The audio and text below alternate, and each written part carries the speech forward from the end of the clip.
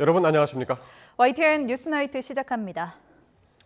검찰이 오늘 윤석열 전 대통령의 서초동 사저를 처음으로 압수수색했습니다. 검찰은 건진법사 전성배 씨의 의혹과 관련해 김건희 여사의 휴대전화와 메모장 등을 확보한 것으로 확인됐습니다.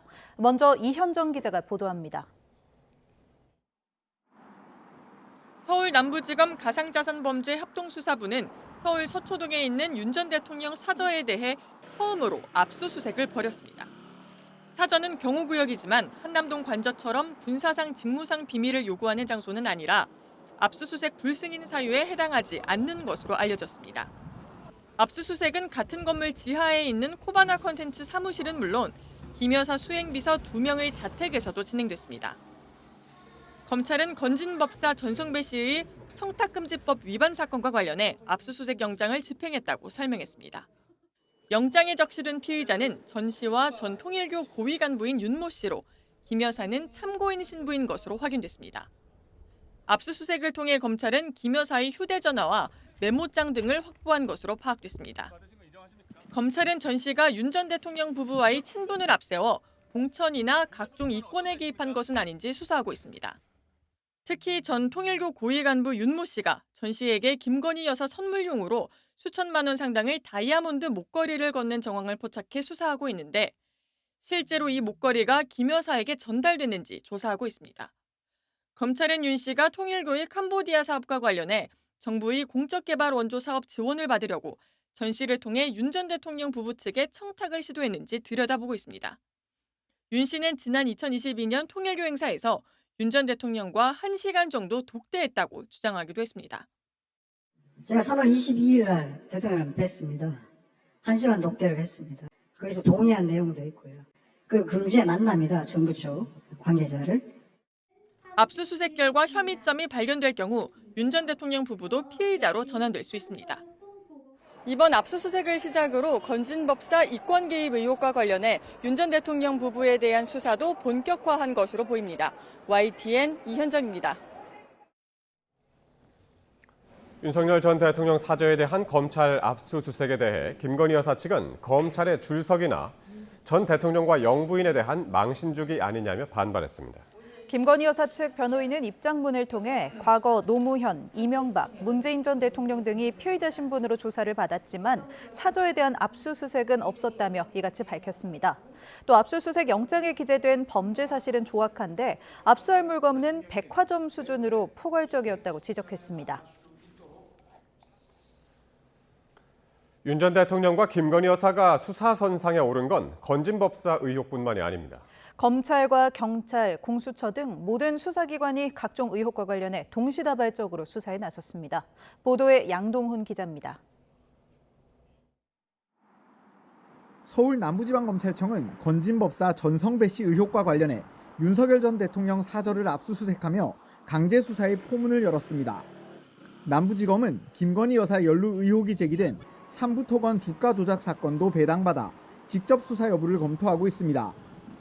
증권선물위원회가 지난 2023년 5월에서 6월 우크라이나 재건 산업에 참여한 것처럼 투자자들을 속여 부당이득을 취한 혐의로 관련자 10여 명을 고발한 데 따른 조치입니다.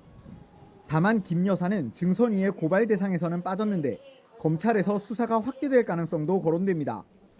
서울고검은 불기소 처분했던 김 여사의 도이치모터스 주가 조작 연루 혐의에 대해 최근 재기 수사에 돌입했고 서울중앙지검과 서울고검에서 연이어 불기소 처분한 디올백 사건과 관련해서는 고발인 측이 다음 주 재항고와 재고발을 예고했습니다. 경찰은 윤 전 대통령의 공직선거법 위반 혐의와 관련해 수사하고 있습니다. 윤 전 대통령은 서울 강남구 가로수길에 선거관리위원회에 신고하지 않은 대선 캠프를 운영한 혐의로 지난해 11월 고발됐는데 경찰은 가로수길 캠프가 차려진 화랑의 소유주 남매를 소환 조사하며 수사에 속도를 내고 있습니다. 또 서초동에 또 다른 비밀 캠프가 있었고 건진법사 전성배 씨가 이곳과 관련돼 있다는 의혹도 불거졌습니다. 고위공직자범죄수사처도 내란 사건에 집중하느라 진척이 없었던 최상병 순직 사건을 다시 꺼냈습니다. 임성근 전 해병대 1사단장 휴대전화를 포렌식하며 본격 수사를 재개했는데 사건 처리 과정에서 윤 전 대통령이나 대통령실이 외압을 행사했다는 의혹을 본격적으로 들여다볼 방침인 것으로 전해졌습니다. 파면되면서 불소추 특권이 사라진 윤 전 대통령 관련 의혹에 대해 검찰과 경찰, 공수처 등 모든 수사기관이 본격 수사에 나서고 있습니다. YTN 양동훈입니다. 윤석열 전 대통령 부부의 공천 개입 의혹을 수사하는 검찰이 정치브로커 명태균 씨를 연이틀 소환했습니다. 검찰 조사에 앞서 명 씨는 윤 전 대통령의 배우자 김건희 여사에게 청탁 명목으로 통일교 간부로부터 다이아몬드 목걸이 등을 수수한 혐의로 수사를 받고 있는 건진법사 전성배 씨에 대해선 그런 사람이 있는지 방송을 보고 알았다며 2018년 무렵 접촉을 시도했다는 일부 의혹을 부인했습니다. 또 오세훈 서울시장과는 7차례 만난 적이 있다며 검찰에 임의 제출한 자신의 휴대전화에 관련 증거가 있다고 설명했습니다. 오세훈 서울시장은 자신에 대해 여론조사 대납 의혹을 주장하는 명태균 씨를 향해 거짓 주장은 교도소 복역 기간만 늘릴 거라며 진실만을 얘기하라고 주장했습니다. 오 시장은 오늘 SNS에 적개심으로 포장해 세상을 향해 허무맹랑한 거짓 주장을 늘어놓는 모습에 측은함을 금할 수 없다며 이같이 적었습니다. 더불어민주당 이재명 대선 후보의 선거법 위반 사건에 대한 대법원의 판단이 내일 오후 3시에 나옵니다. 사실상 이 후보의 정치적인 운명이 걸려있는 만큼 관심이 집중되고 있습니다. 김영수 기자가 보도합니다. 민주당 이재명 대선 후보 선거법 위반 사건 항소심 선고는 지난 3월 26일 나왔습니다. 2심 재판부가 무죄를 선고하자 검찰은 다음 날 곧바로 상고했고 상고 이유서도 법에 정해진 기한보다 열흘 정도 빨리 냈습니다. 검찰 입장에선 유력한 대선 후보 사건인 만큼 속도를 냈던 것으로 볼 수 있는데 대법원 역시 이례적으로 빨랐습니다. 대법원은 사건을 소부에 배당하자마자 전원 합의체로 회부했고 첫 합의기일도 같은 날 열어 중앙선관위원장을 겸직하고 있는 노태학 대법관의 회피 신청을 인용했습니다. 두 번째 합의기일도 이틀 뒤에 잡혔습니다. 조희대 대법원장이 전체 대법관들의 의견을 듣고 전원 합의체 회부를 결정한 걸로 파악됐는데 심리 속도에도 의중이 반영됐다는 분석이 나옵니다. 이에 따라 이 후보 선거법 위반 사건은 대법원 전원 합의체 회부된 지 9일 만이자 항소심 무죄 선고 36일 만에 상고심 결과가 나오게 됐습니다.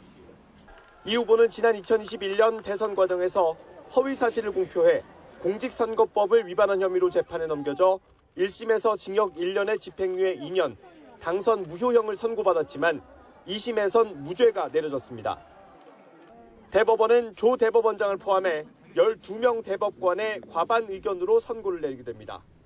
대법원 판단에 따라 민주당 이재명 후보의 정치적 운명이 달라질 수도 있는 만큼 내일 오후 3시 대법원의 모든 이목이 쏠릴 것으로 보입니다. YTN 김영수입니다. 민주당 이재명 대선 후보의 선거법 위반 사건 대법원 선고는 TV 등을 통해서 생중계될 예정입니다. 이재명 후보는 법정에 직접 출석하지 않기로 했습니다. 이경국 기자입니다. 대법원이 민주당 이재명 후보의 선거법 사건 선고 생중계를 허용했습니다. 이에 따라 이 후보에 대한 전원 합의체 선고를 TV와 유튜브를 통해 실시간으로 확인할 수 있게 됐습니다. 피고인 출석 의무가 없는 만큼 이 후보가 법정에 직접 출석하진 않습니다. 오후 3시 대법관들이 대법정에 입정한 뒤 재판장인 조희대 대법원장의 발언으로 본격적인 선고가 시작됩니다. 먼저 조 대법원장은 사건의 사실관계를 정리한 뒤 앞서 나온 1, 2심 판결, 검찰의 상고 이유를 밝힐 것으로 보입니다. 이어 사건 쟁점, 그리고 이에 대한 대법관 다수 의견의 요지를 판시하게 됩니다. 반대나 별개, 보충 의견이 있는 경우 이에 대한 설명도 이어집니다. 그리고 조 대법원장이 마지막 주문을 선고하는 것으로 재판은 마무리됩니다. 다만 선고에 어느 정도 시간이 걸릴지는 미지수입니다. 상고 기각, 파기환송 등 결론과는 상관없이 재판장이 어떤 내용을 추려 전하고자 하는지에 따라 달라질 수 있기 때문입니다. 앞서 지난 2020년 당시 경기지사이던 이 후보의 선거법 사건에 대한 대법원 선고는 약 25분에 걸쳐 진행됐습니다. YTN 이경국입니다. 내일 나올 대법원 선고의 경우의 수는 크게 세 가지입니다. 하지만 어떤 결정이 나오더라도 대선을 앞둔 정치권에 미칠 파장은 클 수밖에 없습니다. 엄윤주 기자가 정리했습니다. 대법원이 내릴 수 있는 결론은 세 가지입니다. 먼저 전원합의체가 지난달 나온 선거법 사건 2심 선고에 문제가 없다고 판단한다면 상고는 기각됩니다. 이 경우 무죄가 최종 확정되고 이재명 후보의 대선 가도에도 청신호가 켜질 거란 분석이 나옵니다. 반면 2심 선고에 법리 오해 등 문제가 있다고 본다면 대법원은 2심 판결을 깨고 유죄 취지로 사건을 서울 고등법원으로 돌려보내게 됩니다. 파기환송 재판에 시일이 걸리는 만큼 대선 레이스 자체에는 지장이 없겠지만 곧장 사법 리스크를 고리로 정치적 공방에 휘말릴 가능성이 큽니다. 일각에서는 대통령에 당선되더라도 자격 논란이 이어질 수 있다는 전망도 내놓고 있습니다. 또 하나의 가능성은 파기 자판입니다. 대법원이 2심 무죄 선고를 깨고 파기환송심 없이 직접 형까지 정해 선고하는 건데 가능성이 매우 작다는 게 법조계의 중론입니다. 파기 자판은 공소시효가 지났거나 중복 기소가 확인돼 면소 또는 공소기각이 필요한 경우 등에만 지극히 예외적으로 이뤄져 왔기 때문입니다. 나아가 파기환송이라는 절차가 있는데도 대법원이 파기 자판을 통해 형을 결정한다면 불필요한 정치적 오해를 불러일으킬 거란 지적도 존재합니다. YTN 엄윤주입니다. 더불어민주당 이재명 대선 후보 선대위가 진짜 대한민국이라는 이름으로 닻을 올렸습니다. 보수 책사 윤여준 전 장관과 문재인 정부에서 활약한 정은경 전 질병관리청장, 노무현 정부의 강금실 전 법무부 장관 등 진영과 계파를 불문한 인사들이 포진했습니다. 이준엽 기자가 면면을 살펴봤습니다. 대선 출정식에서 민주당 이재명 후보가 강조하고 또 강조한 건 국민 통합입니다. 내란으로 인한 국난 극복의 분수령에서 퇴행과 파괴를 막고 희망으로 나아가게 할 유일한 동력은 바로 통합이라고 목소리를 높였습니다. 우리는 더 이상 지난 과거나 이념과 사상, 진영 이런 것들에 얽매여서 분열과 갈등을 반복할 여유도 시간도 없습니다. 실제 선대위원장급만 22명에 이르는 선대위 인선도 용광로를 방불케 했습니다. 당대표 직무대행인 박찬대 원내대표와 김영삼 정부에 몸담은 보수 원로 윤여준 전 장관이 상임 총괄선대위원장으로 투톱을 맡았고 노무현 정부 인사인 강금실 전 법무부 장관, 문재인 정부 코로나19 사령탑 정은경 질병관리청장과 함께 대권 잠룡으로 꼽힌 김부겸 전 총리와 김경수 전 경남지사, 노동계의 김동명 한국노총 위원장까지 다양한 인사가 총괄선대위원장단에 이름을 올렸습니다. 팬데믹은 극복을 했지만 폭정과 내란으로 우리 일상이 다시 무너졌습니다. 저는 정치인이 아니지만 굉장히 무거운 마음으로 선대위에 참여하기로 했습니다. 특히 선대위엔 경북에서 3선을 지낸 권오을 전 의원과 이인기 전 의원, 이명박 정부 법제처장을 지낸 이석연 전 처장 등 보수 인사도 대거 합류했습니다. 후보에게도 조언도 하고 또 혹시라도 여기서 벗어나면 미안합니다. 승소하겠습니다. 당내에서도 김두관, 박용진, 임종석 전 의원 등 비명계 인사들은 물론 우상호, 이춘석, 강훈식, 조승래, 박수현 등 개파세 곁은 인물들이 고루 배치됐습니다. 우리 대한민국이 정말 큰 대한민국으로 가기 위한 국민 통합을 실현하는 그런 선대위가 돼야 되겠다. 선대위 면면은 최대한 넓게 무엇보다 실력 중심으로 사람을 쓰겠다는 이재명 후보의 의중이 담겼다는 평가가 지배적입니다. 다만 이른바 올드보이가 많아 신선함이 떨어지고 방향성도 뚜렷하지 않다는 비판도 나옵니다. YTN 이준엽입니다. 네, 조금 전 들어온 뉴스 속보 먼저 전해드립니다. 올해 1분기 트럼프 행정부가 이끈 미국 경제가 역성장한 것으로 나타났습니다. 미 상무부는 1분기 미국 국내 총생산 증감률이 직전 분기 대비 마이너스 0.3%로 집계됐다고 밝혔습니다. 미국 경제가 분기 기준 역성장한 것은 지난 2022년 1분기 이후 3년 만입니다.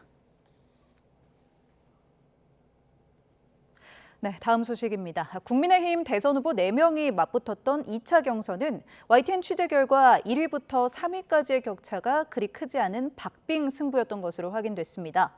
김문수, 한동훈 후보 간 결선 승부가 시작된 가운데 탈락한 홍준표, 안철수 후보의 지지표를 가져오려는 경쟁도 치열하게 펼쳐지고 있습니다. 보도에 손효정 기자입니다.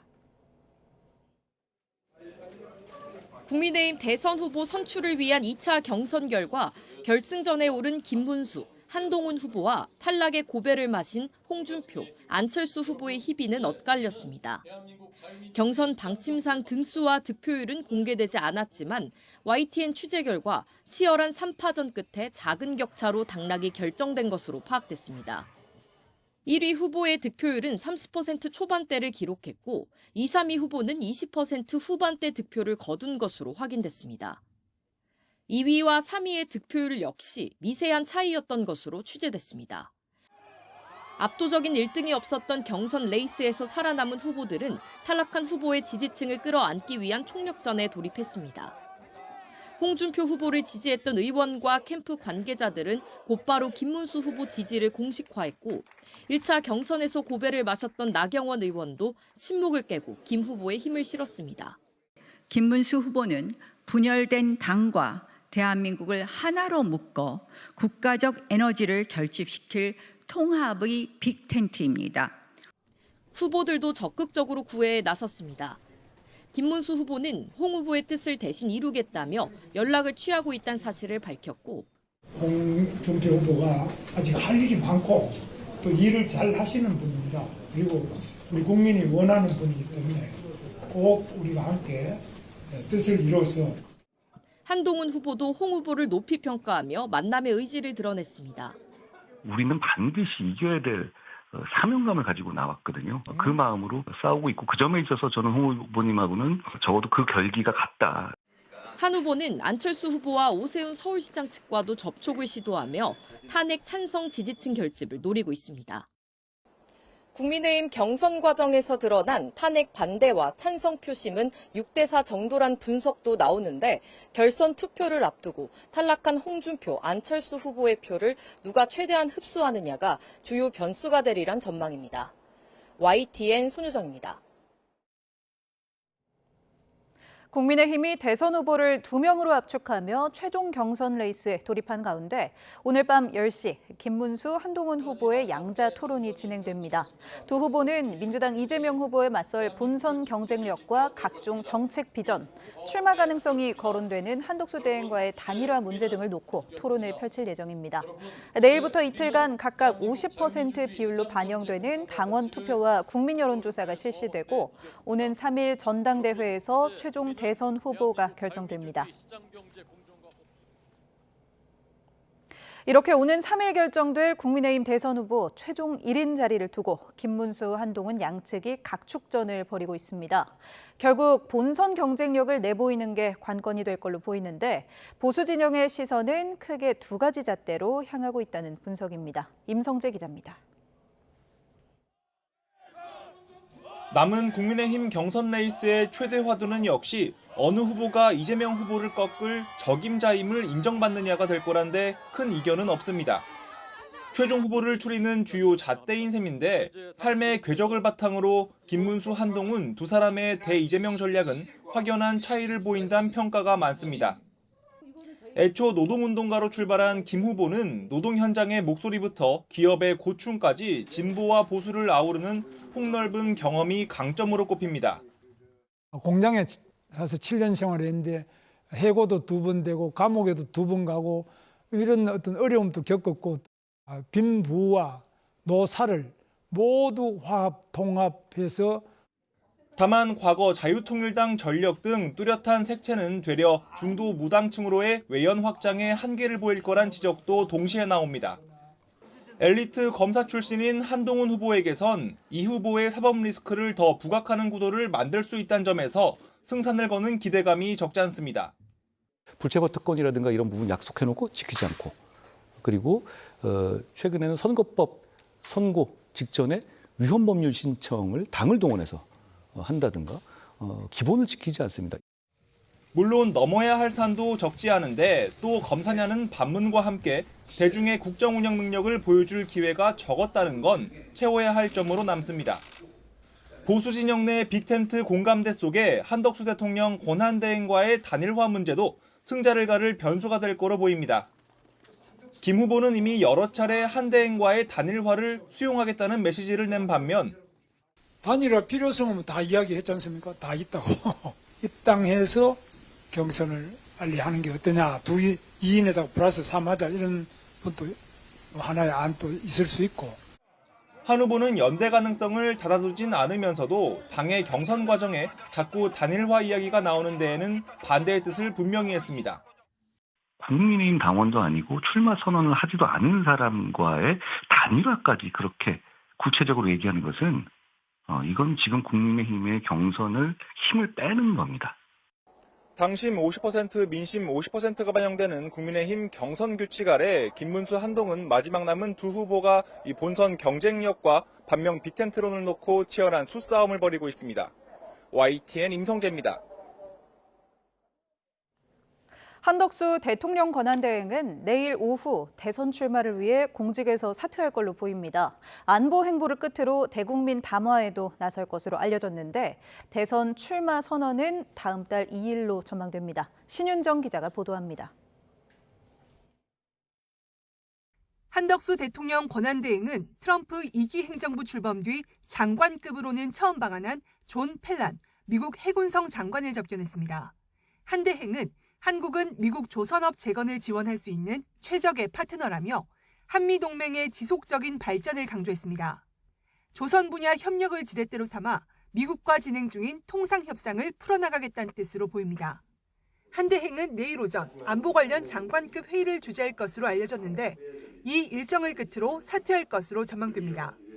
정부와 구 여권 관계자들 사이에서는 한 대행이 대선 출마 결심을 굳힌 만큼 사퇴를 더 미룰 수 없다는 반응이 전해졌습니다. 출마 선언은 사퇴 다음 날인 다음 달 2일이 될 것으로 보이는데 대국민 메시지 발표도 검토 중인 것으로 전해졌습니다. 정치권의 극한 대립이 경제와 사회 발전의 발목을 잡는 데 대한 문제점을 지적하며 국민 통합을 이루기 위한 비전이 담길 전망입니다. 현장이 변화하고 여러분이 체감할 수 있도록 결과 중심으로 규제 혁신을 끊임없이 추진해 나갈 것입니다. 구체적으로는 임기 단축과 연계한 분권형 개헌 추진, 진영을 아우르는 거국내각 구성 등이 포함될 가능성이 제기됩니다. 한 대행이 사퇴를 선언할 경우 최상목 경제부총리가 다시 대행직을 물려받아 한 달 정도 남은 대통령 선거 일정을 관리하게 됩니다. YTN 신윤정입니다. 트럼프 미 대통령이 취임 100일을 맞은 가운데 미 재무장관이 한국 정부가 대선 전에 협상을 해결하길 원한다고 말했습니다. 상호 관세 유예 기한까지 이른바 7월 패키지 협상 입장을 밝혔던 우리 정부와 배치되는 발언이어서 파장이 예상됩니다. 홍상희 특파원의 보도입니다. 트럼프 대통령 취임 100일을 맞아 경제성과 브리핑에 나선 스콧 베센트 미 재무장관이 한국과의 관세 협상을 또 언급했습니다. 베센트 장관은 아시아 국가들이 협상에 가장 적극적인 태도를 보이고 있다며 한국과의 협상이 빠르게 진행되고 있음을 시사했습니다. I could see the contours of a deal with the Republic of Korea coming together, and then we've had substantial talks with the Japanese. 6월 3일 조기 대선 때문에 7월 초까지 포괄적인 협상이 어렵다는 게 한국 측의 주장이라고 하자 베센트 장관은 오히려 반대 방향이라고 강조했습니다. That these governments actually want to have the framework of a trade deal done before they go into elections. 한국 정부가 대선 전에 협상을 해결하길 원한다고도 했습니다. We are finding that they are actually much more keen to come to the table, get this done, and then go home and campaign on it. 지난 24일 워싱턴에서 한미 2+2 통상협의 뒤 최상목 부총리가 상호관세 유예 기간인 7월 8일까지 차분히 협상하겠다고 밝힌 입장과 차이가 있는 발언입니다. 트럼프 대통령과 시진핑 중국 국가주석의 통화 여부는 여전히 답변을 피했지만 시간이 지나면 중국이 관세를 감당하기에 어렵다는 게 분명해질 거라고 강조했습니다. 중국과의 관세 전쟁으로 인한 공급망 충격 가능성도 일축했습니다. 지난주 통상협의에서 한국이 최선의 제안을 가져왔다고 말했던 베센트 장관이 이번에는 한국이 대선 전 협상 해결을 원한다고 말하면서 대선을 앞두고 파장이 불가피할 전망입니다.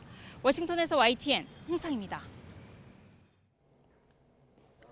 최상목 부총리 겸 기획재정부 장관이 아시아 주요국이 선거 전에 통상협상을 마무리 짓기를 원한다는 스콧 베센트 미국 재무부 장관 발언을 두고 미국 국내를 향한 발언으로 이해했다고 말했습니다. 최 부총리는 오늘 국회 기획재정위원회 전체 회의에서 자신도 발언을 보고 당황해서 원문을 찾아보니 그렇게 돼 있어 100일 취임 기자회견에서 국내용으로 얘기한 것으로 이해했다고 밝혔습니다. 그러면서 미국 재무부에 발언 배경을 요청해 놨다고 덧붙였습니다. 네, 서울 시내버스 노사 협상이 최종 결렬되면서 노조가 준법 투쟁을 진행했습니다. 안전수칙을 철저히 지키며 운행을 조금씩 지연하는 방식인데 내일부터는 다시 정상 운행됩니다. 현장에 취재기자 나가 있습니다. 표정우 기자. 네, 서울 강남역 인근입니다. 네, 지금 현장 상황 어떻습니까? 네, 퇴근 시간이 지나면서 사람들로 붐볐던 버스 정류장도 한적해졌습니다. 저희 취재진은 오늘 오후 6시부터 이곳에 나와서 퇴근하는 시민들을 만나보았는데요. 대부분 버스 운행에 대해서 체감을 하지 못했다고 전하면서도 버스 지연을 느꼈다고 말하기도 했습니다. 직접 들어보겠습니다. 집 앞에서 강남 오려고 하면 직행버스가 있어요. 근데 약간 정도 기다리는 정도지 아주 불편하지는 않았거든요. 서울시 버스 노동조합은 앞선 오늘 새벽 2시 노사 임금 협상이 최종 결렬되면서 새벽 첫 차부터 준법투쟁, 이른바 안전운행을 시작했습니다. 안전운행은 건널목 앞에서 우선 멈추거나 휴게 시간을 준수하는 등 말 그대로 규정을 철저히 지키며 운행하는 걸 뜻합니다. 이 과정에서 운행 간격이나 속도 등을 조절해 사실상 버스 운행이 조금씩 지연되는 방식이라는 점에서 완만한 단계의 쟁의 행동으로 분류됩니다. 서울시는 출퇴근길 시민들의 불편을 줄이기 위해 비상수송 대책을 가동하고 있습니다. 코레일은 출근 시간대에 13차례 지하철을 추가 운행한 데 이어 퇴근 시간대와 심야 시간에도 각각 9차례, 8차례 추가 운행한다고 설명했습니다. 또 지하철 역사와 주요 거점을 연결하는 무료 셔틀버스를 자치구별로 운행하고 있습니다. 내일부터는 다시 평소처럼 버스가 운행될 예정인데요. 서울시내버스 노동조합은 시민들의 불편을 최소화하기 위해 오늘 하루만 안전운행을 한다고 밝혔습니다. 노조는 다음 달 8일 예정된 지역 대표자 회의에서 파업 여부를 결정할 방침입니다.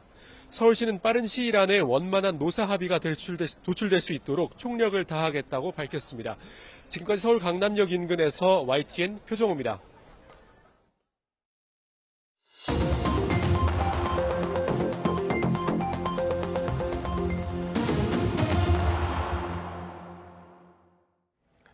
정치권 관심 뉴스 짚어보는 포커스 나이트 시간입니다. 네, 오늘은 박원석 전 정의당 의원 그리고 최수영 정치평론가 함께하겠습니다. 두 분 어서 오십시오.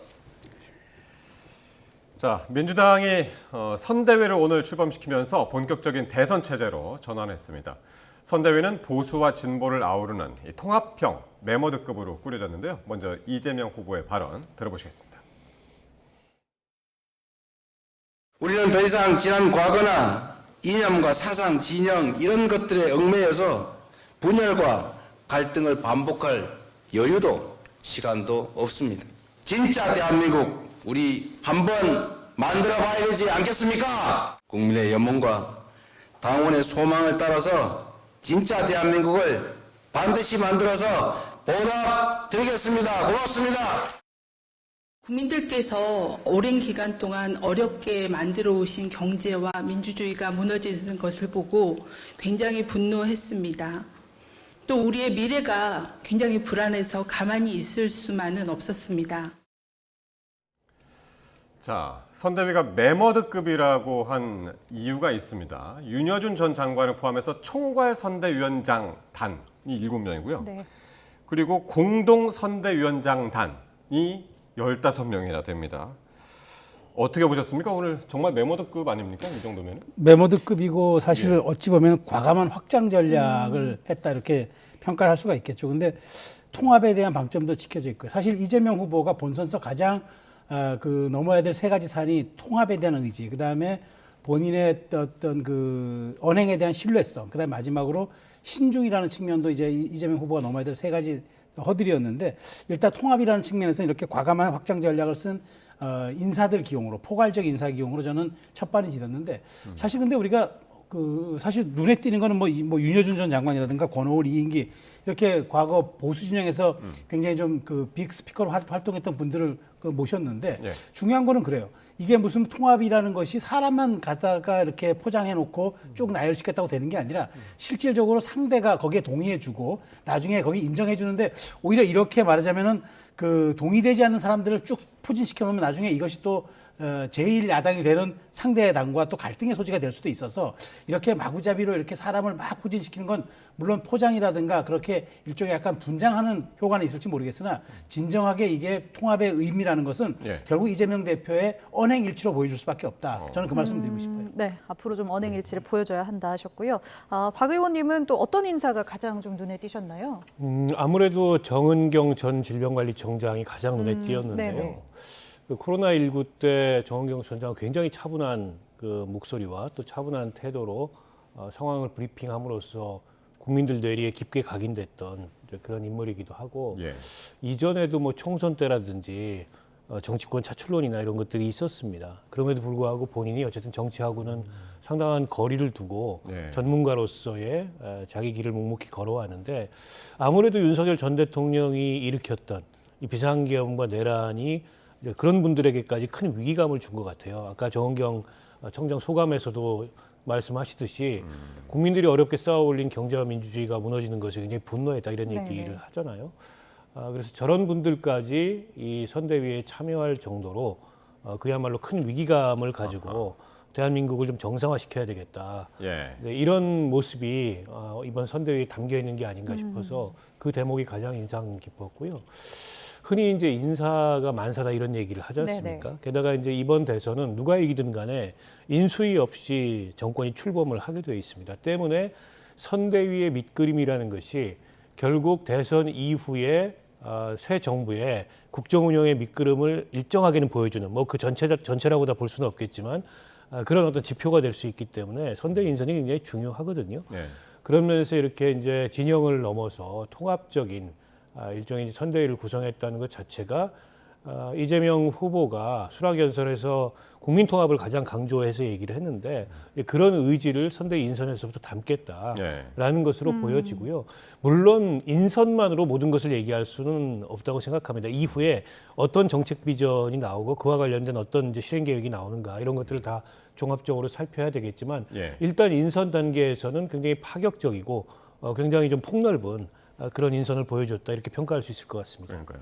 진영을 넘어선 통합의 인선이었는데, 실제로 오늘 발표한 그 명단에 국민대통합위원회가 있었습니다. 그리고 그 위원장에 공동위원장이 3명 있었는데, 한나라당 출신의 권오을 의원이 있었고요. 전 의원, 그리고 이인기 전 의원, 그리고 이명박 정부 시절에 법제처장을 역임했던 이석연 변호사도 합류를 했습니다. 네.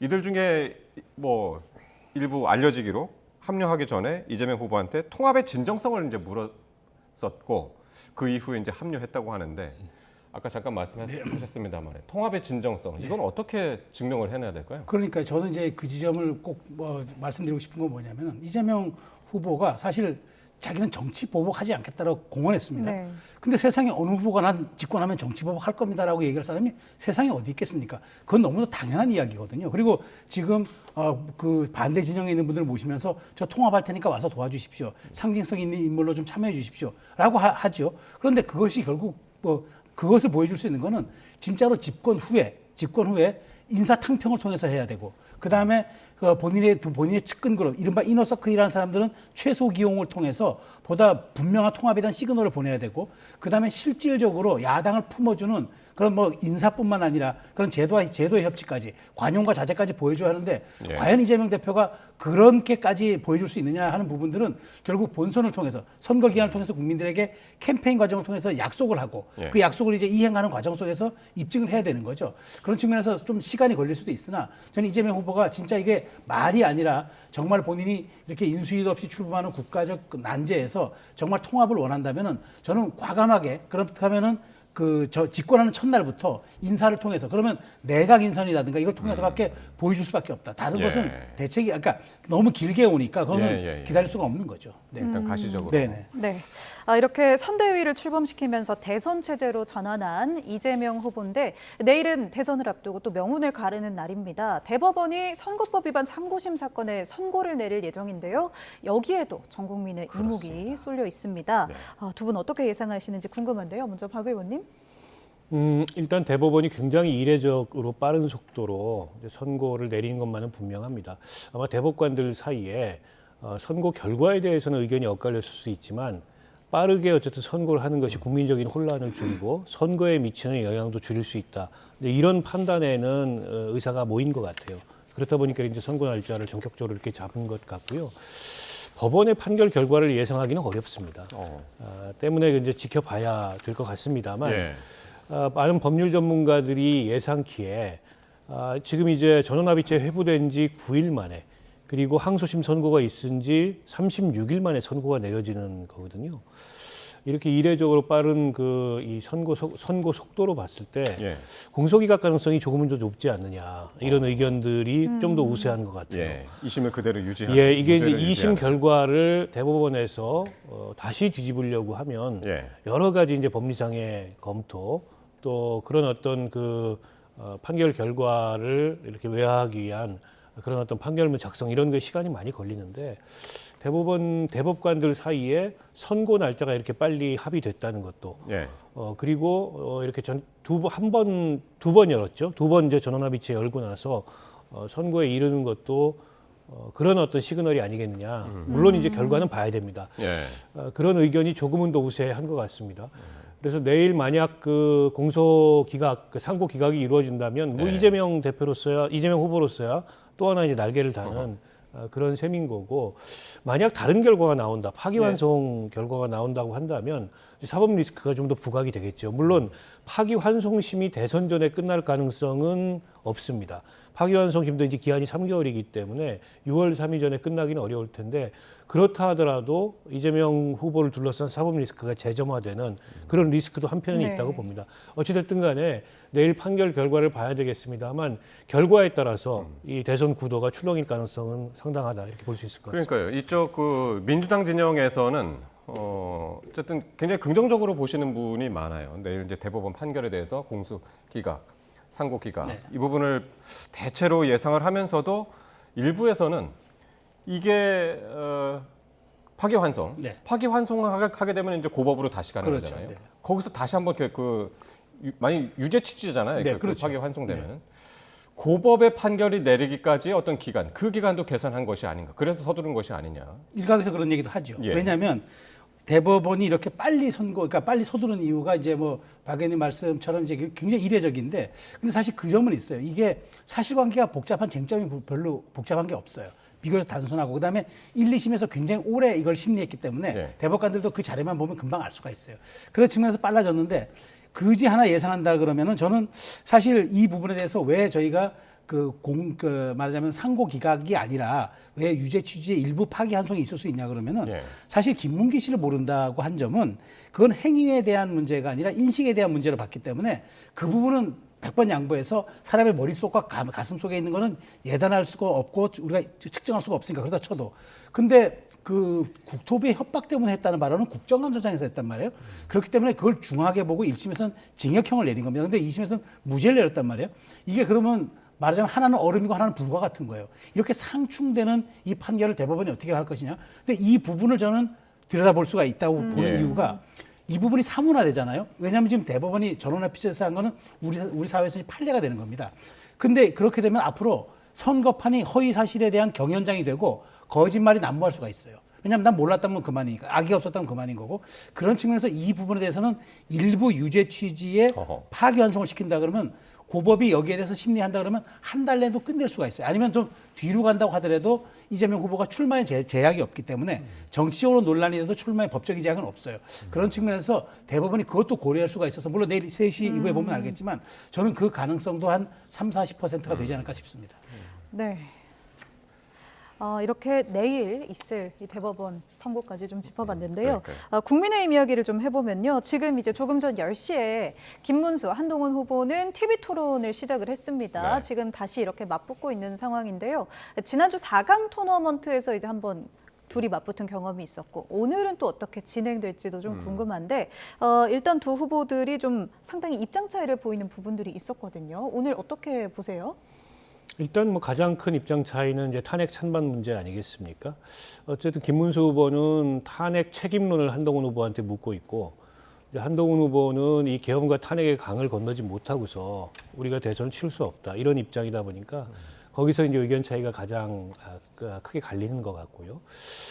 그리고 이제 한덕수 권한대행의 출마 또 그에 따른 단일화 여기도 이제 두 후보가 원론적으로는 뭐 힘을 합치겠다고 얘기하지만 의견 차이가 상당히 있습니다. 김문수 후보 같은 경우에는 애초부터 이제 김덕수라는 조어까지 본인이 해가면서 굉장히 열려있는 그런 입장을 보인 반면에 한동훈 후보는 당의 대선 후보 경선이 진행되는 와중에 당의 의원들 혹은 지도부들까지 나서서 이렇게 단일화 얘기를 하는 것은 어떻게 보면 지금 이 경선의 힘을 빼고 당의 경쟁력을 약화시키는 일종의 해당행위다 이런 인식을 갖고 있어요. 그래서 지금은 어쨌든 이 경선에 집중하고 그리고 후보가 선출되면 그 후보가 이 주도성을 발휘해서 해야 될 문제다.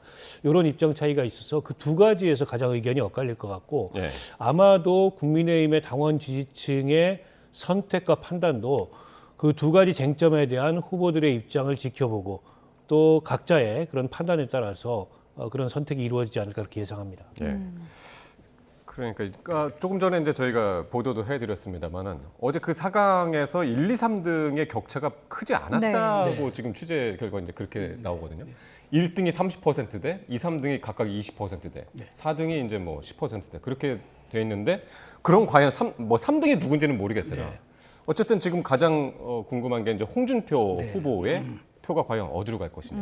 이 부분 아니겠습니까? 저는 이제 변수가 두 가지가 있다고 봅니다. 첫 번째가 지금 말씀하신 것처럼 가장 3위에서 거의 20%에 득표했던 후보의 표가 어디로 가느냐. 왜냐하면 지금 똑같은 구조거든요. 당원 50과 여론조사 50인데 역선택 방지 조항이 적용된.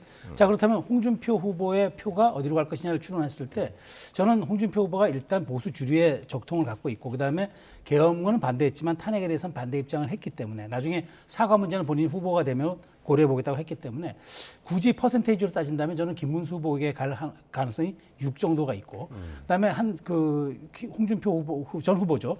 굉장히 청년층의 인기가 좋아서 홍카콜라라는 별명도 있고 청년의 꿈이라는 본인이 이제 그 커뮤니티도 운영을 했는데 한동훈 후보에도 갈 겁니다. 저는 근데 굳이 친다면 6대4 정도로 저는 보고 있는데 여기서 저는 변수가 투표율이라고 봅니다. 이번 투표율이 당원 투표율이 50%가 안 넘었어요. 근데 4강 컷에서는 그럴 수 있습니다. 근데 이게 마지막 파이널 컷이기 때문에 저는 이게 60이 된다 그러면은 한동훈 후보가 좀 유리할 수 있을 것으로 봐요. 왜냐하면 여기에는 당원들의 전략적 선택이 담겨 있다 그러면 근데 투표율이 50대에서 60대를 넘지 못하는 그 지금 4강과 비슷한 답보 상태를 보인다면 김문수 후보가 유리할 겁니다.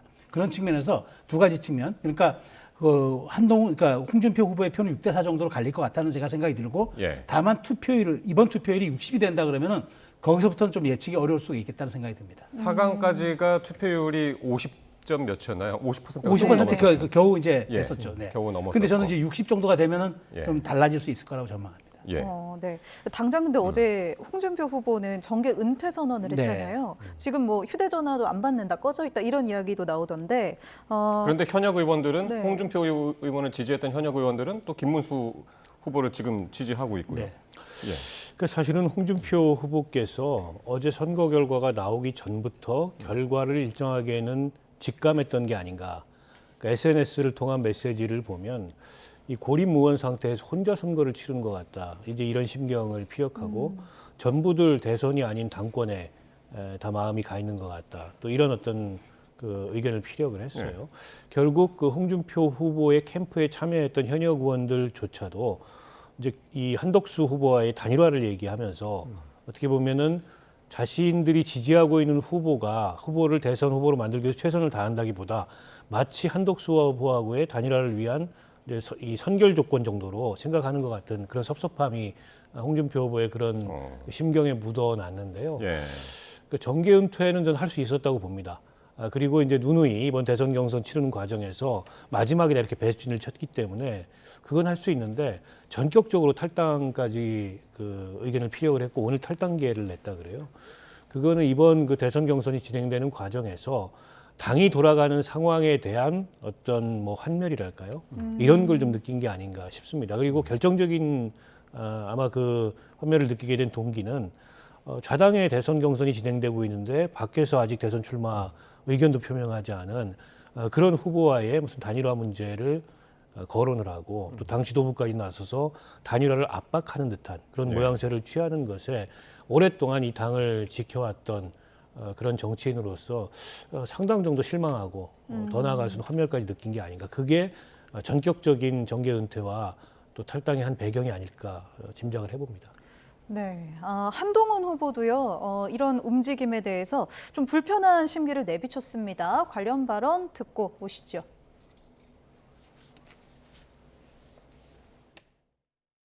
후보님이 어떠신지를 제가 말씀드린 건 예의가 아니겠죠. 다만 저는 이런 생각은 듭니다. 기득권, 당권 지키는 게 이재명에게 이기는 것보다 더 중요한 사람들도 분명히 있는 것 같아요. 그런 점을 지적하신 것 아닌가 생각합니다. 저도 그렇고 홍 후보님도 그렇고 지구 난위의 당권 이런 건 필요 없습니다. 우리는 반드시 이겨야 될 사명감을 가지고 나왔거든요. 네, 이렇게 영상 보고 오셨습니다. 뭐 대선보다 당권이 중요한 사람들이 있는 것 같다. 이런 이야기를 방금 또 인터뷰에서 들었는데요. 누구를 겨냥한 거라고 보세요? 뭐 지금 친윤 그룹들 겨냥한 것으로 보여집니다. 그러니까 결국 한덕수, 그러니까 당 외에 있는 사람까지 그 끌어들여서 이렇게 단일화하고 이렇게 하는 것은 이제 물론 이기기 위한 전략이기도 하지만 결국 주류의 적통을 놓지 않음으로써 선거 이후에도 당권을 계속 장악하겠다 이런 의도였다고 보는데 저는 한동훈 그 후보가 이 말을 했던 말은 충분히 하지만 현실성이 별로 없는 게 생각해 보십시오. 지난 대선에서 이재명 후보가 지고 나서 당권 잡는다고 얼마나 많은 정치권의 비판이 있었습니까? 특히 국민의힘에서는 정치 금도에 어긋난다. 그거는 진짜 해서는 안 될 일이었다고 얘기하고 했지만 결국은 이재명 후보가 당권을 장악해서 지금까지도 후보가 돼서 왔는데 원래 대선을 지고 나면 거기에 대한 가장 큰 책임을 지는 건 대선 후보입니다. 근데 대선 후보 측이 당권에 그걸 잡으려고 하기 때문에 이렇게 한다? 다만 그건 있겠죠. 지금 이 대선에서 어떤 특정인을 당선시키지 않기 위해서 누구라도 끌어들여서 이걸 만들어서 이 구도를 한번 만들어 보겠다고 생각할 수는 있었겠지만 한동훈 후보가 생각하는 것처럼 사실 패배한 쪽에서 당권까지 계속 이어간다는 건 이 대선 패배 책임론으로부터 자유로울 수 없기 때문에 중요한 건 이겁니다. 지금 한동훈 후보가 지적하고 싶은 건 이걸 겁니다. 지금 당면한 승리에 왜 집착하지 않고 왜 자꾸 이길 수 있는 카드 외에 자꾸 다른 어떤 일종의 말하자면 전략적 카드가 아닌 일종의 말하자면 어떤 전술적인 용도로만 자꾸 이 일을 자꾸 넘어가려고 하느냐라고 지적을 하는 거죠. 결국 이길 수 있는 후보 찾아야 되는데 결국 지금 친윤 후보 측에서는 얘기하는 거죠. 한덕수 대행도 경쟁력이 있다고 얘기하는데 한동훈 후보는 최소한 적동성을 가진 우리 당이 먼저 하고 나서 그다음에 자강한 다음에 후보를 받아들이는 게 맞지 않느냐. 그 지점을 저는 지적하고 있다고 봅니다. 어떻게 보시나요? 글쎄요, 어쨌든 그 자당의 후보들이 대선 경선을 치르고 있는데 당 지도부까지 나서서 당 밖에 있는 후보와의 단일화를 얘기한다는 것 자체가 사실 어떻게 보면은 좀 자해적인 해당 행위라고 볼 수 있겠죠. 저렇게 되면 정당 정치가 한없이 가벼워지고 정당 정치가 우스워지는데 저당의 구성원들 스스로 그런 행위를 하고 있다는 게 어떻게 보면 지금 경선에 임하는 후보들 입장에서는 자괴감이 느껴질 만한 이제 그런 모습이라고 보고요. 이제 국민의힘이 지난번에도 그 당에서 성장한 사람이 아닌 외부에서 반짝 인기가 있는 사람을 불러들여서 대통령 후보를 만들고 결국에는 대통령을 만들었는데 지금 이 사단이 난 거 아니겠습니까? 자꾸 이제 신상품에만 눈길을 주는 방식의 일종의 이제 한탕주의 정치가 국민의힘 내부에 팽배해 있고 만연해 있는 것 같아요. 그러다 보니까는 당 내부에서 사람을 못 키우는 겁니다. 그러니까 지금 이른바 이제 저 당의 주류였던 친윤들 같은 경우에 어떤 경우에도 한동훈이 대선 후보가 되는 건 막아야 되겠다. 근데 이런 무슨 신념 같은 게 있는 것 같아요. 그러다 보니까는 그분들이 제일 먼저 한덕수 후보의 단일화를 꺼내고 한덕수 후보와의 단일화를 위해서 각 캠프에 마치 위장 취업한 사람들처럼 지금 행동을 하고 있지 않습니까? 나경원 의원도 김문수 후보 지지한다고 바로 선언했죠. 아니 그렇죠. 그리고 지금 뭐 홍준표 후보 쪽에 그 참여했던 의원들 뭐 하루도 안 지나가지고 다 김문수 후보 쪽 가서 지지 선언을 하고 그 이전부터도 한덕수 후보하고 단일화 안 하면 우리는 뭐 돕지 않겠다 이런 식의 언사까지 했다는 거 아니겠어요? 근데 그런 걸로 봤을 때 한동훈 후보가 지금 지적하고 있는 문제는 저는 매우 정당하다고 생각합니다. 그리고 한덕수 총리도 이런 점을 생각하셔야 돼요. 이게 일종의 무임승차거든요. 다른 후보들 뭐 한 10명 넘는 후보들이 예선부터 치러가지고 뭐 8인, 4인, 그다음에 결선 이렇게 와서 선출된 후보인데 더군다나 공당의 후보인데 그 공당의 후보 자리를 본인이 아무런 이 노력도 안 하고 비용도 치르지 않고 뭐 거저 올라타겠다라는 것 자체가 글쎄 요즘 시대에 통용될 수 있는 그런 어떤 모습은 아닌 것 같아요. 그런 면에서도 저는 만약 한동훈 후보가 모르겠습니다. 지금 김문수 후보 같은 경우에는 워낙 적극적이기 때문에 사실상 무슨 경선 방식도 아닌 협상 방식으로 후보 자리를 내줄 수도 있겠다 이렇게 지금 관측이 되는데 한동훈 후보가 만약 그 당의 후보로 선출되면 그 한덕수 대행과의 단일화 문제가 그렇게 간단치는 않을 것 같아요. 그러니까요. 그러니까 한덕수 대행이 이제 출마를 진짜 하는 것 같습니다. 이제 내일 오후에 사퇴하고 그 다음 날인 2일 날 출마 선언을 한다. 뭐 이런 구체적인 일정까지 나오고 있고 여의도에 이제 사무실까지 얻었다고 그래요? 그러니까 그 원래 그 사무실은 오세훈 전 시장이 쓰려고 얻었다 놨던 걸 불출마하니까 나경원 의원이 썼는데 나경원 의원이 이제 썼던 걸 이제 한덕수 이제 대행 쪽에서 아마 이제 그러니까 이게 여의도 쪽에 있는 뭐 좀 늘 그렇게 쓰던 자리니까 아마 시간도 별로 없고 하니까 원래 쓰던 캠프 용도를 받아 쓰는 것 같습니다. 이제 그렇게 한 걸로 봐서는 이제 뭐 출마는 뭐 가시화가 된 거고 이제 중요한 거는 과연 단일화하느냐 완주하느냐 이게 이제 가장 저는 관심사가 됐다고 보는데 저는 뭐 여러 가지 허들이 있겠지만 가장 큰 허들은 저는 역시 단일화 룰 협상이라고 봅니다. 저는 이제 지금 박 의원님 잘 지적해 주셨는데 그 한동훈 후보가 되는 경우와 김문수 후보가 되는 경우의 수가 달라요. 김문수 후보 쪽이 만일 된다 그러면은 그 최종 후보가 된다 그러면은 지금 콘클라베 방식까지 얘기 나오는 정도로 합의 추대하는 방식까지도 하겠다. 근데 이거는 굉장히 위험한 방식이지만 어떻게 방아선 밀실에서 합의 추대합니까? 공당의 후보가. 그러니까 어쨌든 그 정도의 그 적극성을 보여주고 있다는 건 맞고 한동훈 후보 입장에서는 만일 되잖아요. 그러면 당무 우선권을 갖습니다. 그럼 후보가 모든 걸 결정하는 지휘가 되는 거예요. 그러면 룰 세팅도 직접 지휘할 수가 있습니다. 그렇다면은 한덕수 대행 측이 요구하는 룰 세팅에 대해서 이른바 뭐 TV 토론 몇 차례 하자든지 여론조사 경선 어떻게 하자든지 이런 것에 대해서 노를 해버리면은 이게 시간이 며칠 남지 않아요. 다음 주 안에 모든 게 끝나야 되기 때문에 이게 지지부진해버리면은 단일화 협상이 굉장히 난관에 봉착하는데 그 경우에 급한 사람이 누굴까요? 한덕수 총리가 되는 겁니다.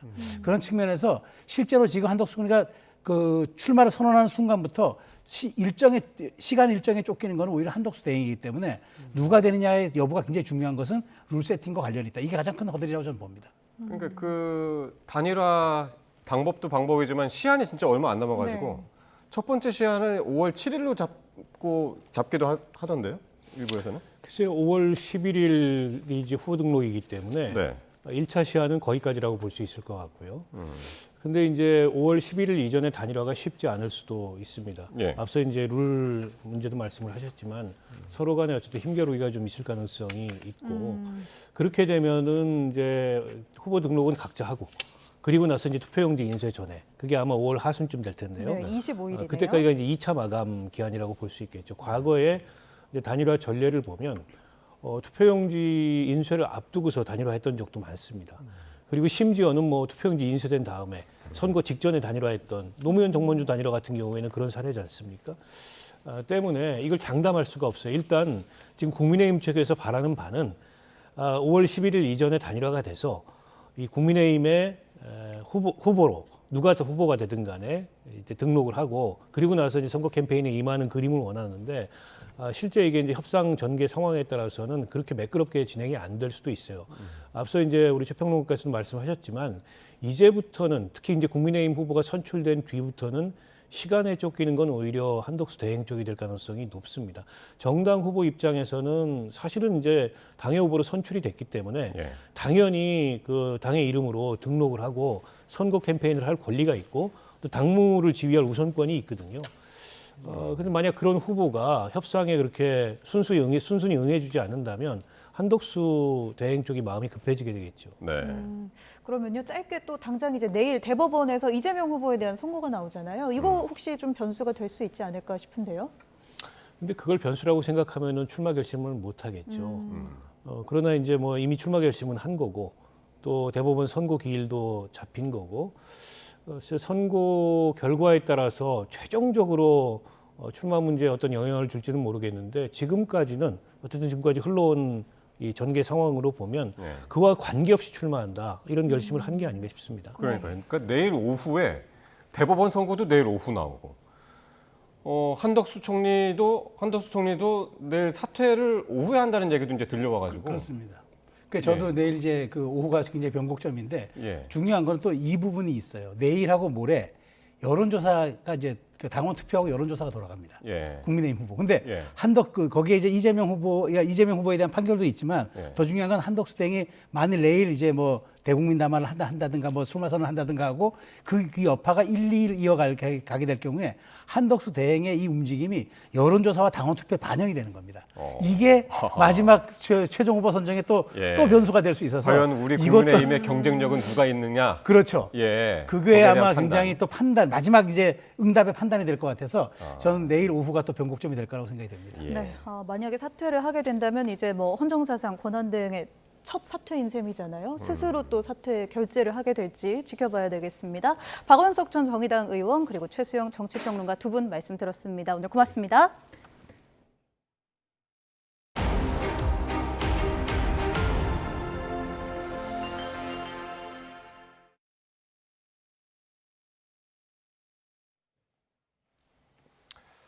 이틀 전 대구 북구 함지산에서 발생해 23시간 만에 꺼진 산불이 재발화했습니다. 연기와 불길이 빠르게 확산하면서 인근 주민 대피 명령과 또 국가 소방 동원령이 다시 내려졌습니다. 이윤재 기자가 보도합니다. 산에서 희뿌연 연기가 뿜어져 나옵니다. 헬기가 쉴 새 없이 물을 쏟아붓지만 연기는 잦아들 줄 모릅니다. 산 아래 골목에선 불길이 주택으로 번지는 걸 막으려고 연신 물을 뿌립니다. 23시간 만에 꺼졌던 대구 함지산 산불이 재발화했습니다. 넘어오는 연기보다는 이제 붉은 빛도 있고 이렇게 그냥 바람이 넘어오는 게 아니라 솟아오르는 것 같은 열기가 막 있었어요. 산림당국이 헬기 40여 대를 동원해 진화에 나섰지만 불길은 쉽게 잡히지 않았습니다. 순간 초속 10m 안팎의 돌풍이 이어지면서 불은 계속 확산했습니다. 대구 북구는 만약의 사태에 대비해 불길과 연기가 퍼지는 방향에 있는 서변동 주민에게 대피 명령을 내렸습니다. 소방청도 지상인력 위주의 야간 진화 작업을 위해 국가 소방동원령을 내리고 인근 시도 소방관과 장비를 대구로 모았습니다. 밖에서 갑자기 사이렌 같은 게 울리면서 뭐 주민들 대피하라 이렇게 뭐 계속 방송을 하는 상황이었고요. 온 동네가 막 연기가 자욱하고 뭐 소방차가 와서 이렇게 뭐 하지를 진압하고 헬기들이 뭐 다니고. 산불 진화를 지휘했던 대구시는 신속한 진화와 방어선 구축으로 피해를 막았다고 강조했지만 되살아나는 불길은 잡지 못했습니다. 꺼질 듯 꺼지지 않는 불길과 연기에 주민들은 불안감을 감추지 못하고 있습니다. YTN 이윤재입니다. 내일은 전국에 건조함을 해소해줄 단비가 내릴 전망입니다. 기상청은 내일 북한을 지나는 저기압의 영향으로 새벽에 중서부부터 비가 내리기 시작해 오후에는 전국으로 확대되겠다고 밝혔습니다. 비는 제주 산간에 60mm 이상, 내륙에 10에서 50mm가 예상되지만 건조함이 심한 경북은 5에서 10mm에 그칠 것으로 보입니다. 일부 지역에서는 천둥 번개를 동반한 시간당 10에서 20mm의 강한 비나 우박이 떨어질 가능성도 있습니다.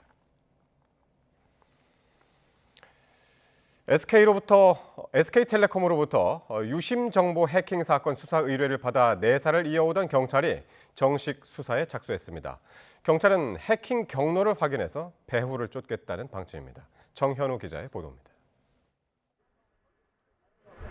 SK텔레콤 유심정보 해킹 사건 이후 가입자들은 자신의 정보가 어디서 어떤 목적으로 쓰일지 알 수 없어 불안하기만 합니다.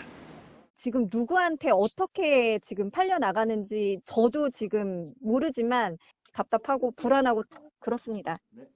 가입자 전화번호와 가입자 식별키 등 유심복제에 활용될 수 있는 정보가 유출된 것으로 파악된 가운데 SKT는 지난 22일 경찰에 수사를 의뢰했습니다. 이에 따라 이 건 전 조사, 내사를 이어온 경찰은 기본적인 사실관계를 파악하고 정식 수사에 착수했습니다. 사이버 수사 전문 인력을 중심으로 22명 규모의 SKT 유심정보 유출 전담 수사팀을 서울경찰청에 편성해 본격적인 조사에 나섰습니다. 경찰은 악성 코드가 침입한 서버 등 자료를 분석해 해킹 배후를 추적할 방침입니다. 다만 서버 침투에 사용된 것으로 파악된 악성 코드가 은닉성이 높은 BPF 도어 계열로 해커의 통신 내역을 탐지하기가 쉽지 않은 것으로 알려져 있습니다. 하지만 경찰은 과학기술정보통신부가 꾸린 민관합동조사단과도 자료를 공유하며 조사에 속도를 내겠다는 계획입니다. 또 해외 공격 가능성도 고려해 FBI 등 다른 나라 수사기관과의 공조체계도 가동한다는 방침입니다. YTN 정윤우입니다. 고등학교에서 흉기 난동을 벌여 6명을 다치게 한 고등학생이 구속됐습니다. 법원은 사전에 범행 도구를 준비하고 계획한 점 등을 고려해 영장을 발부했습니다. 김기수 기자입니다. 충북 청주시 오송읍에 있는 고등학교 안팎에서 흉기 난동을 벌인 고등학생 A군이 구속됐습니다. 청주지방법원은 A군이 사전에 범행 도구를 미리 준비하고 범행을 계획한 점, 그리고 불특정 다수의 피해자를 상대로 묻지마 범행을 저지른 점 등을 고려했다고 밝혔습니다.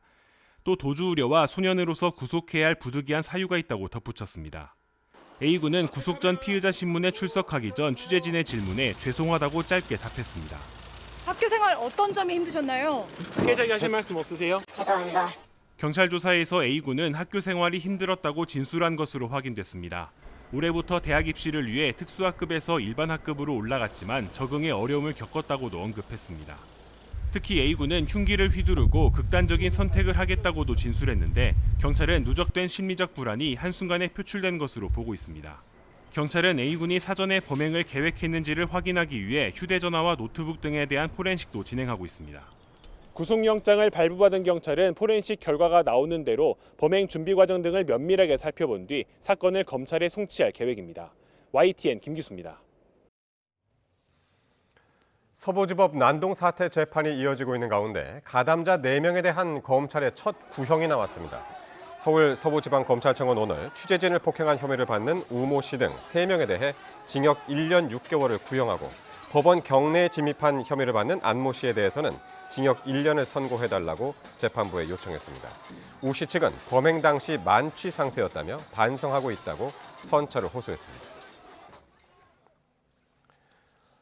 서울 시내버스 노사 간 협상이 최종 결렬되면서 노조가 오늘 하루 경고성 준법 투쟁을 했습니다.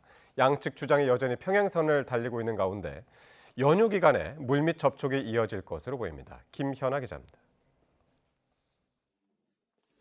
버스 노사가 9시간에 걸친 최종 중재에서 결국 결렬을 선언했습니다.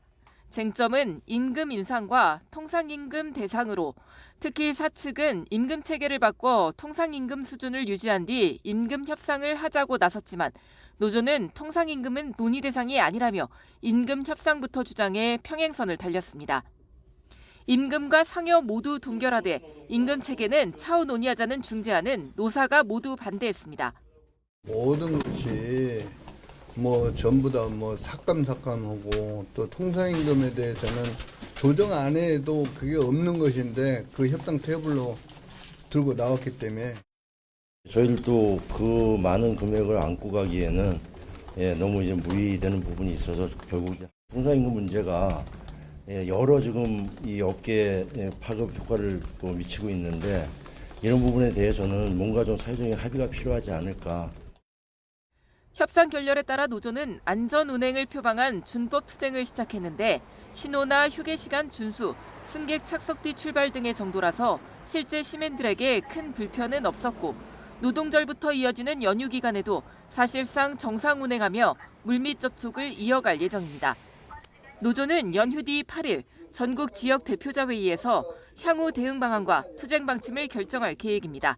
서울시가 원만한 합의에 총력을 기울이겠다 한 만큼 극적 타결 가능성도 나오지만 양측의 입장차가 워낙 커 결과를 낙관하기는 어려운 상황입니다. YTN 김현아입니다. 오늘 오후 3시 20분쯤 서울 성내동 길동 사거리 인근 도로에서 가로 2.5m, 세로 3m, 깊이 1.2m 규모의 땅 꺼짐이 발생했습니다. 이 사고로 피해를 입은 사람이나 차량은 없는 것으로 파악됐습니다. 강동구청 관계자는 상수도관 맨홀 밸브 잠금 장치 고장으로 누수가 생긴 게 원인으로 보인다며 내일 새벽쯤 복구를 마칠 예정이라고 설명했습니다. 경찰은 복구 작업을 위해 양재대로 길동 사거리에서 둔촌 사거리 방향 2개 차로 통행을 제한하고 있습니다. 국가정보원은 북한군이 러시아에 2차례에 걸쳐 15,000명을 파병한 가운데 사상자는 4,700명이고 이 가운데 600명이 사망한 것으로 파악했습니다. 국정원은 오늘 국회 정보위원회 비공개 간담회에서 이같이 전한 뒤 파병 장기화로 과음과 절도를 비롯해 일탈 행위도 있었다고 보고했다며 국민의힘 이성권, 더불어민주당 김병기 의원이 밝혔습니다. 특히 파병 대가로 러시아로부터 정찰위성 및 발사체 기술 자문, 무인기 실물과 SA-22 지대공 미사일을 받은 가운데 북러가 금속과 관광 등 14개 부문에서 산업 현대화를 논의했고 북노동자 15,000명이 러시아로 송출됐다고 국정원은 파악했습니다. 국회 과학기술정보방송통신위원회 방송통신 분야 청문회에서는 지난해 YTN의 최대 주주 변경 과정이 적법했는지를 둘러싸고 논쟁이 오갔습니다.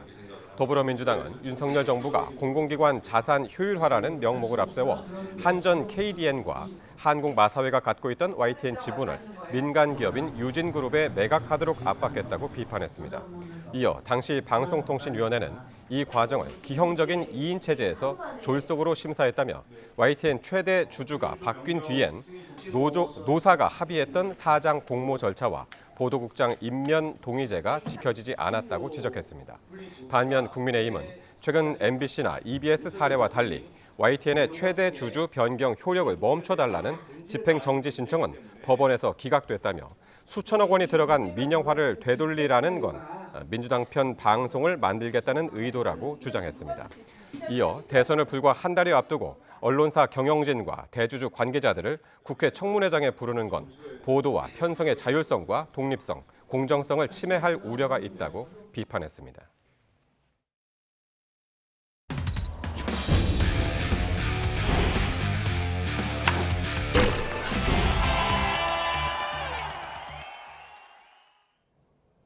파리올림픽 2관왕을 차지한 우리나라 펜싱의 간판 스타 오상욱이 안방에서 열리는 국제대회에서 우승에 도전합니다. 올림픽 개인전 결승에서 명승부를 연출했던 페리자니와의 리턴 매치도 펼쳐질지 관심입니다. 보도에 양시창 기자입니다. 파리올림픽 개인전 결승에서 오상욱은 튀니지 페르자니의 무서운 추격을 잠재우고 금메달을 목에 걸었습니다. 9달이 흘러 두 라이벌이 다시 서울에서 만났습니다. 올해로 20회를 맞은 서울 그랑프리에 출전하기 위해서입니다. 대회를 앞두고 열린 기자회견에서 두 선수는 서로에 대한 경계를 늦추지 않았습니다.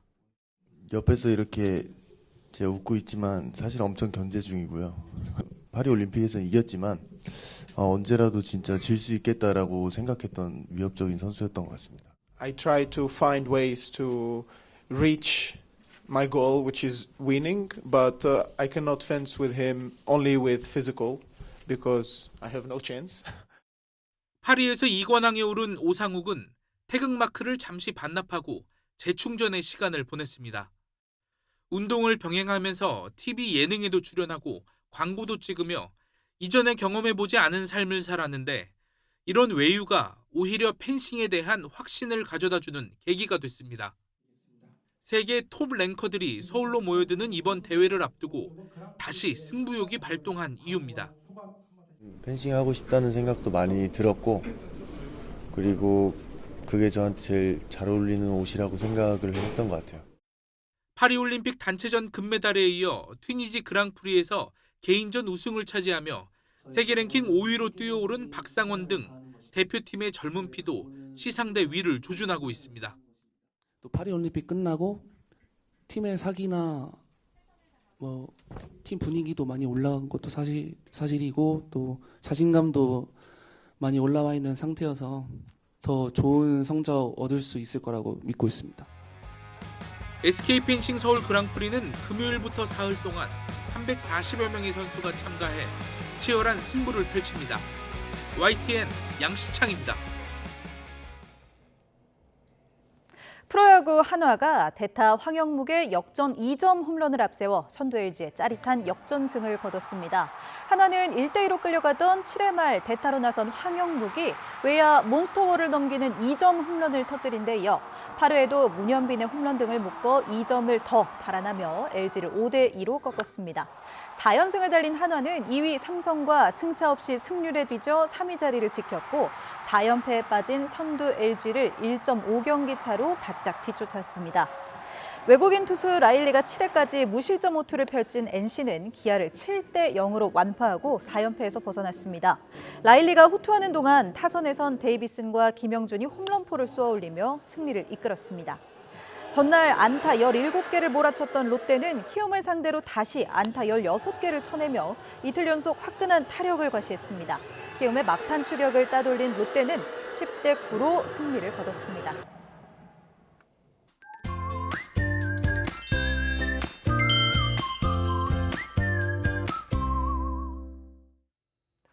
(5월의) 첫날이자 노동절인 내일은 전국에 비가 내리겠습니다. 아침에 북서쪽 지역에서 비가 시작돼 오전부터 오후 사이 전국으로 확대되겠는데요. 건조함을 달래주는 단비지만 서쪽 지역에는 오전부터 오후 사이, 동쪽 지역에는 오후에 돌풍과 벼락을 동반한 강한 비가 쏟아지는 곳이 있겠고 일부 지역에는 쌀락 우박도 떨어지겠습니다. 피해 없도록 각별히 주의해 주시기 바랍니다. 비의 양은 제주 산간과 경기 북서부에 최고 60mm, 다른 지역은 5에서 50mm가 되겠고 밤에 서쪽 지역부터 점차 그칠 것으로 보이는데요. 건조함이 극심한 동해안을 중심으로는 특히 양이 적기 때문에 건조함이 완전히 해소되지는 못하겠습니다. 내일 아침 기온은 서울이 14도, 광주 14도, 부산 15도로 오늘보다 3, 4도가량 높겠습니다. 낮 기온은 서울이 18도, 대전 23도, 대구 23도로 예년과 비슷하거나 조금 낮아지며 고온 현상이 누그러지겠습니다. 주말에는 또다시 전국에 비가 오겠고 어린이날 밤에 남부지방을 시작으로 연휴 마지막 날에는 중부지방에도 비가 내릴 가능성이 있겠습니다. 또 비가 내릴 때마다 찬 공기가 유입되면서 날이 쌀쌀해질 전망입니다. 날씨 정보였습니다. YTN 특별대담 방송 관계로 오늘 뉴스나이트는 조금 일찍 마치겠습니다. 시청해주신 여러분 고맙습니다.